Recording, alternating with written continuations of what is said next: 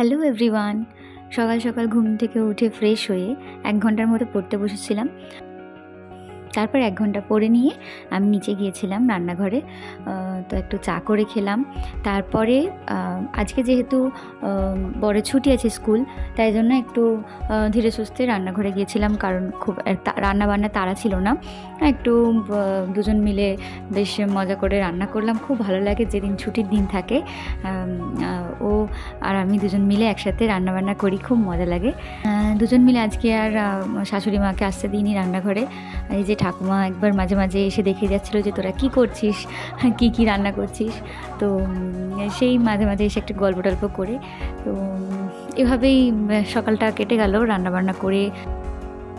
তারপর রান্নাবান্না হয়ে গেলে আমরা সবাই স্নান করে খাওয়া দাওয়া করে নিয়েছিলাম, আর তারপর দুপুরবেলা একটু রেস্ট নিয়েছিলাম। তো বিকেলবেলায় আবার উঠলাম। বিকেলবেলা আর পড়তে বসিনি, বিকেলবেলা একটু বাইরে উঠোনে হাঁটাহাঁটি করেছিলাম। তারপর সন্ধ্যেবেলায় মা সন্ধ্যা দিল, সন্ধ্যা আরতি হলো।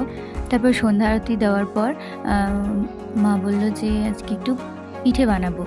তো চিতই পিঠে বানানো হয়েছিল। তারপর পিঠে খেয়ে রান্নাঘর পরিষ্কার করে রাত্রের সমস্ত কাজ কমপ্লিট করে আমি চলে এলাম ওপরে আমার রুমে। নিজে ফ্রেশ হলাম আগে, তারপর বেডটা পরিষ্কার করলাম। তো আমার হাজব্যান্ড তো শুয়ে পড়েছে। তারপর আমি পড়তে বসলাম। তো প্রথমে পড়তে বসে শুরু করলাম জেনারেল সায়েন্স দিয়ে। তো আমার কাছে একটা পিডিএফ প্রিন্ট আউট করে রেখেছিলাম, সেটা আছে ওয়ান লাইনার। তো প্রায় 700-রও বেশি হবে, প্রায় 1000-এর কাছাকাছি আছে কোয়েশ্চেন অ্যান্সার। তো ওটা পড়ছিলাম, বেশ কিছুক্ষণ ওটা পড়লাম। মাঝখানে কিছু পড়ার ভিডিও আমার শ্যুট করাই হয়নি, মানে আমি ভাবছি হয়তো যে শ্যুট হচ্ছে, কিন্তু আমি ভিডিওটা অনই করিনি। তো আর কি করা যাবে। তারপর পড়াশোনা হয়ে গেলে আমি শুয়ে পড়লাম। আজকের মতো এখানেই শেষ করলাম। নেক্সট আবার ব্লগ নিয়ে আসবো। এখন আসি, টাটা।